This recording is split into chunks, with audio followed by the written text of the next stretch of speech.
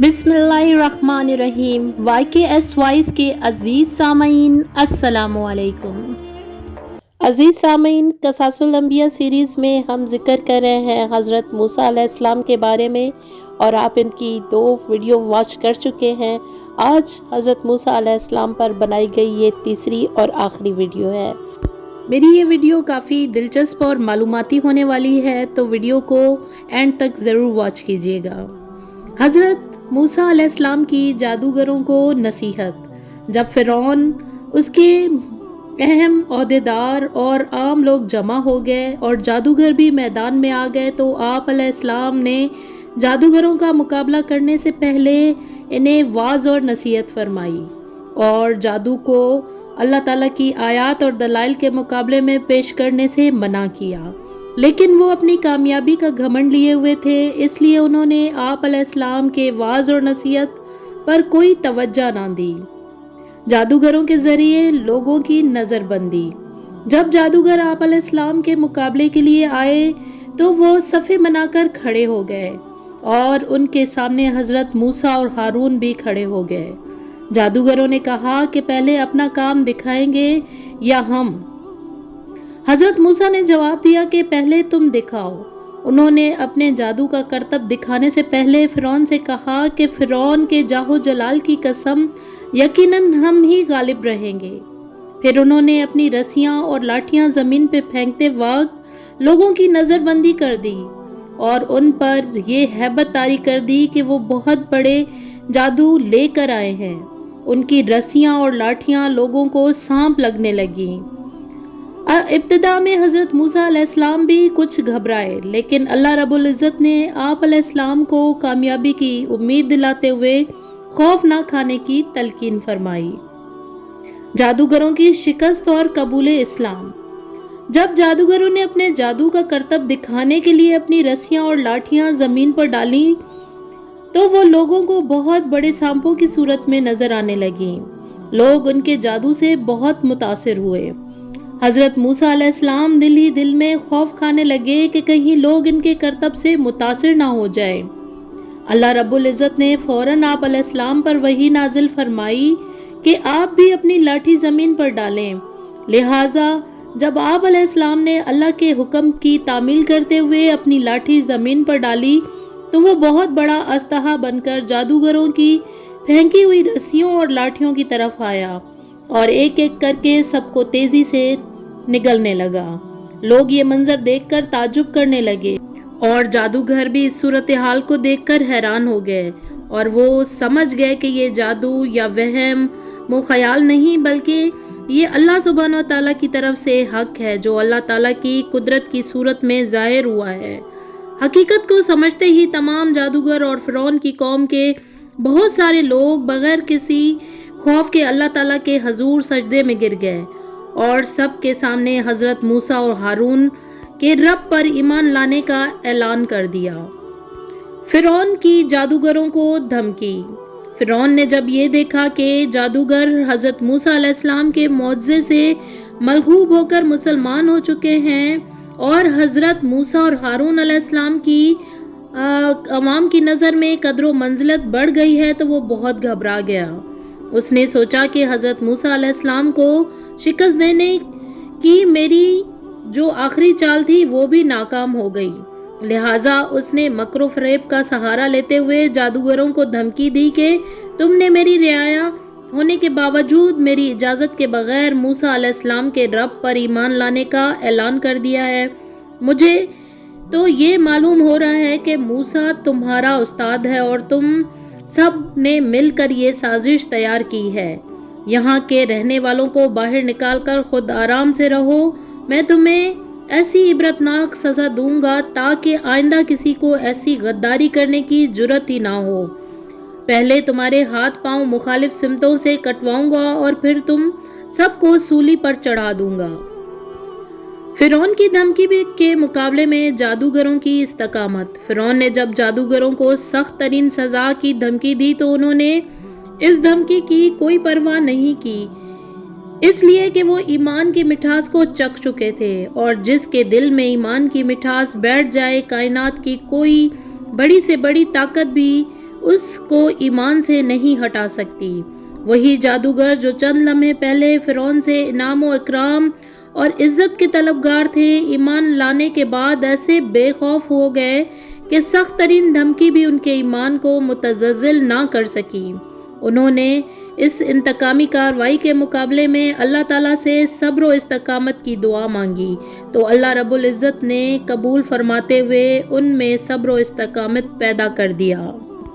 فرعون کے درباریوں کا فرعون کو بھڑکانا۔ فرعون اور اس کی قوم حضرت موسیٰ علیہ السلام کی روحانی قوت کا مظاہرہ دیکھ کر مرعوب ہو گئی، اور فرعون نے جادوگروں اور دیگر ایمان لانے والوں پر اپنے شدید غصے کا اظہار کرتے ہوئے انہیں سولی پر چڑھا دیا، لیکن حضرت موسیٰ علیہ السلام کو وہ کوئی نقصان نہ پہنچا سکا۔ فرعون کے درباریوں کو اس پر شدید صدمہ پہنچا۔ انہوں نے فرعون کو حضرت موسیٰ علیہ السلام اور ان کی قوم کے خلاف بھڑکایا۔ فرعون نے انتقامی کارروائی کرتے ہوئے حضرت موسیٰ علیہ السلام کی قوم بنی اسرائیل کے لڑکوں کو قتل کرنے کا دوبارہ حکم جاری کر دیا، جس پر حضرت موسیٰ علیہ السلام کی قوم بڑی پریشانی کا شکار ہوئی اور آپ علیہ السلام سے درخواست کی کہ آپ کی ولادت سے پہلے بھی ہمارے لڑکوں کو قتل کیا جاتا رہا اور اب دوبارہ یہ سلسلہ شروع ہو گیا ہے، کیا کریں؟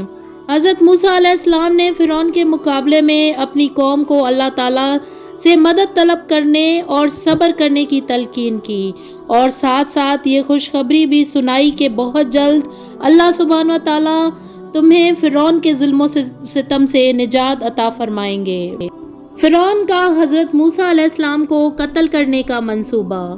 فرعون بنی اسرائیل کی نرینہ اولاد کے قتل کا حکم دے چکا تھا، لیکن اس کے باوجود حضرت موسیٰ علیہ السلام کی روحانی غلبہ کا خیال اسے اندر ہی اندر گھلائے جا رہا تھا۔ اس کے دل کو سکون نہیں تھا۔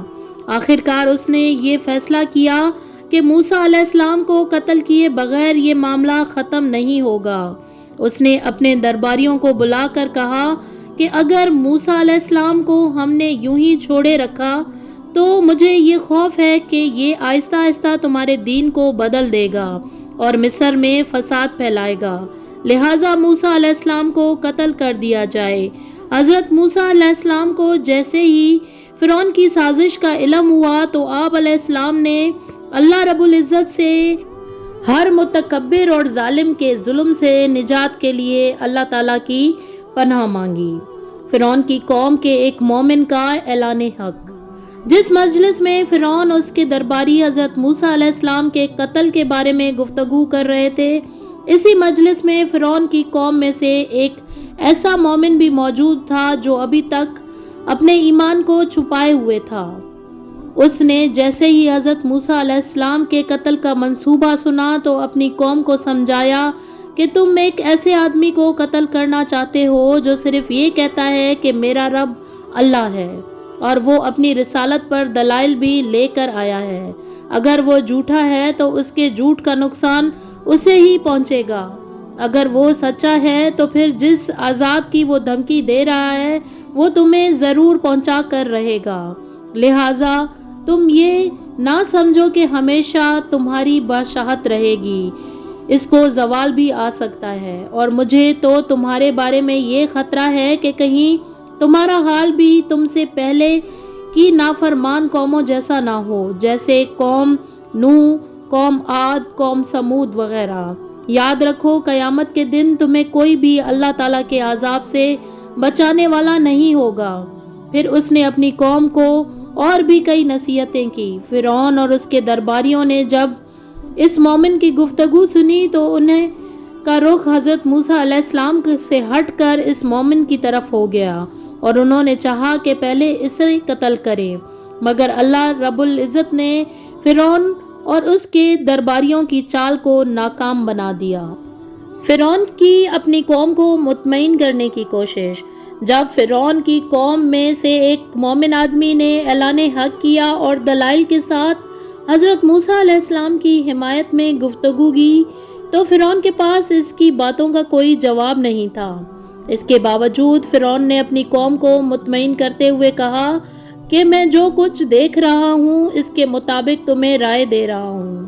کیا تم دیکھ نہیں رہے ہو کہ مصر کی حکومت میرے ہاتھ میں ہے اور تم یہاں کتنے پرسکون زندگی گزار رہے ہو۔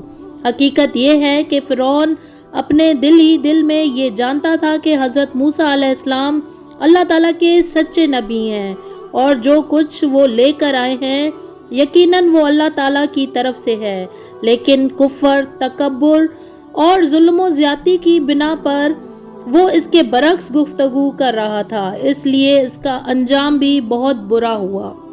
محل تعمیر کرنے کا فرعونی مذاق۔ فرعون ہر وقت اس کوشش میں رہتا تھا کہ کسی نہ کسی طرح حضرت موسیٰ علیہ السلام کو لوگوں کی نظروں سے گرا کر خود ان کی نظروں میں معزز بنے، اس لیے وہ آپ علیہ السلام کو مختلف انداز میں مذاق کا نشانہ بناتا تھا۔ اس نے ایک مرتبہ اپنے وزیر حامان سے کہا کہ میرے لیے ایک بہت ہی اونچا محل بنواؤ جس پر چڑھ کر میں موسیٰ علیہ السلام کے معبود کو دیکھ سکوں۔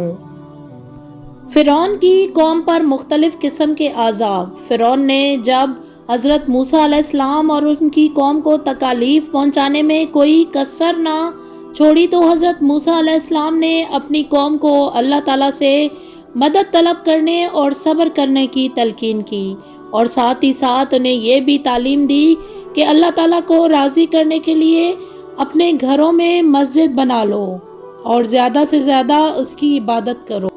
پھر آپ اور ہارون علیہ السلام نے مل کر اللہ سبحانہ تعالیٰ کے حضور دعا مانگی، اے اللہ، آپ نے فرعون اور اس کی قوم کو اس لیے دولت، طاقت اور حکومت عطا فرمائی ہے کہ وہ آپ کے بندوں پر ظلم و زیادتی کریں، لہٰذا آپ ہی ان کے ظلم کا انہیں مزہ چکھائیں اور ان کے مال و دولت کو تباہ و برباد کر دیں۔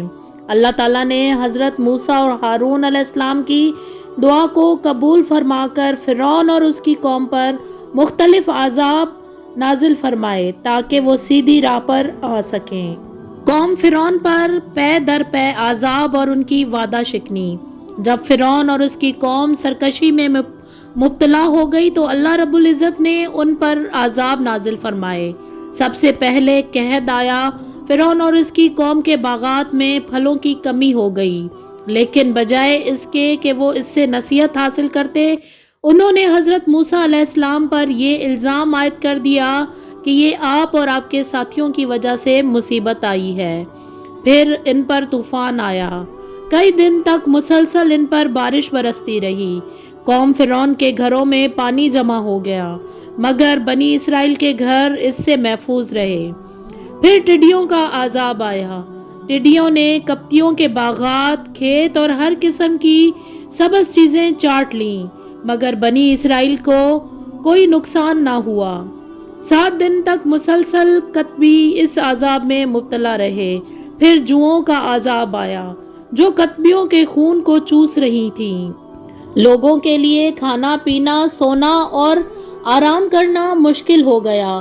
پھر اللہ تعالیٰ نے مینڈکوں کا عذاب نازل کیا، کھانے پینے کی چیزوں میں بھی مینڈک ہی مینڈک نظر آنے لگے۔ پھر خون کا عذاب آیا، کتبیوں کے استعمال کا سارا پانی خون بن گیا۔ جب بھی ایک عذاب آتا تو وہ حضرت موسیٰ علیہ السلام سے درخواست کرتے کہ آپ اللہ تعالیٰ سے دعا کریں کہ دور ہو جائے، پھر ہم مومن بن جائیں گے، مگر جب حضرت موسیٰ علیہ السلام کے دعا مانگنے سے اللہ سبحانہ تعالیٰ وہ عذاب ٹال دیتے تو وہ دوبارہ سرکشی کرنے لگتے۔ بنی اسرائیل کی مصر سے ہجرت اور فرعون کا تعاقب۔ اللہ رب العزت نے حضرت موسیٰ علیہ السلام کی دعا پر قوم فرعون پر مختلف عذاب نازل فرمائے تاکہ وہ غفلت سے بیدار ہو کر اپنی اصلاح کر سکیں، مگر وہ پھر بھی بیدار نہ ہوئے اور اپنے ظلم و زیادتی میں مصروف رہے۔ اللہ رب العزت نے حضرت موسیٰ علیہ السلام کو حکم دیا کہ آپ بنی اسرائیل کو لے کر مصر سے نکل جائیں اور اپنے باپ دادا کی سرزمین فلسطین یعنی کنعان چلے جائیں۔ وہاں جانے کے صرف 2 ہی راستے ہیں، ایک خشکی کا راستہ جو بالکل قریب ہے اور دوسرا بحرہ احمر کا راستہ جو کچھ دور ہے۔ اللہ تعالیٰ کی مصلحت کا تقاضا یہی ہے کہ بنی اسرائیل خشکی کا راستہ چھوڑ کر دریائی راستہ اختیار کریں۔ حضرت موسیٰ اور حضرت ہارون علیہ السلام بنی اسرائیل کو ساتھ لے کر راتوں رات بحر احمر کے راستے سے اتنی جلدی روانہ ہوئے کہ بنی اسرائیل کی عورتوں نے کتبی عورتوں سے جو زیورات رعایتاً لیے تھے وہ بھی واپس نہ کر سکے۔ جیسے ہی فرعون کو بنی اسرائیل کے مصر سے روانہ ہونے کی اطلاع ملی، اس نے فوراً اپنی فوج کو ساتھ لے کر ان کا تعاقب کیا اور صبح ہونے سے پہلے ہی ان کے قریب جا پہنچا۔ بنی اسرائیل نے جب پیچھے مڑ کر دیکھا کہ فرعون اپنی فوج کو لے کر آ رہا ہے تو وہ گھبرا کر کہنے لگے کہ اب تو ہم گرفتار ہو جائیں گے، کیونکہ آگے دریا ہے اور پیچھے دشمن کی فوج۔ فرعون اور اس کی فوج کا دریا میں غرق ہونا۔ فرعون اپنے لشکر سمیت جب حضرت موسیٰ علیہ السلام کے قریب پہنچا اور بنی اسرائیل انہیں دیکھ کر پریشان ہو گئے تو اللہ تعالیٰ نے حضرت موسیٰ علیہ السلام کو تسلی دیتے ہوئے فرمایا، تم خوف نہ کھاؤ، اللہ کا وعدہ یقیناً سچا ہے، وہ تمہیں ضرور نجات دے گا۔ بس اپنی لاٹھی کو پانی پر مارو، اس سے دریا میں راستہ بن جائے گا۔ جب آپ علیہ السلام نے اپنی لاٹھی کو پانی پر مارا تو وہ پھٹ کر 12 راستے بن گئے اور ہر 2 راستوں کے درمیان پہاڑوں کی طرف پانی کھڑا ہو گیا۔ حضرت موسیٰ علیہ السلام کے حکم سے بنی اسرائیل ان راستوں پر چل دیے اور دریا سے پار ہو گئے۔ فرعون نے جب دیکھا کہ دریا میں راستے بنے ہوئے ہیں، اس نے اپنی قوم سے کہا، میری کرشمہ سازی دیکھی کہ دریا نے بھی راستے دے دیے، لہٰذا تم بڑھتے جاؤ اور بنی اسرائیل کو جا کر پکڑ لو۔ فرعون بھی اپنی فوج کے ساتھ دریا کے راستوں میں داخل ہوا۔ جب تمام فوجیں دریا کے اندر پہنچ گئیں تو اللہ تعالیٰ نے پانی کو حکم دیا اور وہ اپنی اصلی حالت میں آ گیا اور فرعون اپنی فوج سمیت غرق ہونے لگا۔ اس نے فوراً کہا، میں اب اسی رب پر ایمان لاتا ہوں جس پر بنی اسرائیل ایمان لائے ہیں، اور اب میں فرما بردار بن کر رہوں گا۔ لیکن اللہ کی طرف سے اسے کہا گیا، اس سے پہلے تو اللہ کی نافرمانی کرتا رہا، اب تیری توبہ کا کوئی فائدہ نہیں۔ فرعون کی لاش کو نشان عبرت بنانا۔ اللہ تعالیٰ نے فرعون کو غرق کرنے سے پہلے ہی یہ طے کر لیا تھا کہ یہ اپنے آپ کو رب اعلیٰ کہلواتا ہے۔ میں اسے ہلاک کرنے کے بعد اس مغرور اور متکبر کی نعش کو قیامت تک آنے والی نسلوں کے لیے نشان عبرت بناؤں گا، تاکہ اس کا انجام دیکھ کر آئندہ کوئی بھی اپنے محبوب ہونے کا دعویٰ نہ کرے۔ فرمان الہی ہے جس کا ترجمہ ہے، لہٰذا آج ہم تیری لاش کو دریا سے باہر نکال لیں گے تاکہ تو اپنے بعد آنے والوں کے لیے نشان عبرت بن جائے، اور حقیقت یہ ہے کہ بہت سے لوگ ہماری نشانیوں سے غافل ہیں۔ فرعون کی ہلاکت کے بعد حضرت موسیٰ اور ہارون کی قوم کا شکر ادا کرنا۔ جس دن اللہ تعالیٰ نے فرعون کو اور اس کی قوم کو غرق کر کے حضرت موسیٰ علیہ السلام اور ان کی قوم کو فرعون کے ظلم و ستم سے نجات دلائی، وہ یوم عاشوراء یعنی 10 محرم تھا۔ حضرت موسیٰ علیہ السلام اور ان کی قوم نے فرعون سے نجات پانے کے بعد شکرانے کے طور پر اس دن کا روزہ رکھنا شروع کر دیا۔